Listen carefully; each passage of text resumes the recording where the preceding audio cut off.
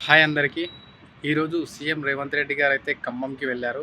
ఆ ఖమ్మం సభలో ఎన్టీ రామారావు గారి వర్ధంతి సందర్భంగా కొంతమంది కార్యకర్తలు ఆ సభలోకి టీడీపీ జెండాలను ఎగురవేశారు.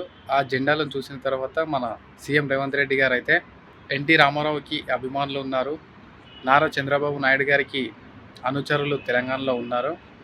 టీడీపీ పార్టీని తెలంగాణలో ఎదగకుండా మాజీ సీఎం కేసీఆర్ అయితే చాలా ప్రయత్నించాడు. మొత్తానికి అతడు తెలంగాణలో టీడీపీ పార్టీని అంతం చేశాడు.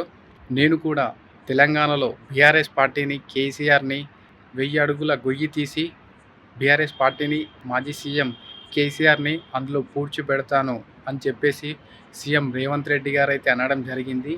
సీఎం రేవంత్ రెడ్డి గారు చేసిన వ్యాఖ్యలు సరైనవేనా? బీఆర్ఎస్ పార్టీని తెలంగాణ నుంచి పూర్తిగా ఈ బీఆర్ఎస్ పార్టీని తెలంగాణలో లేకుండా చేస్తారా?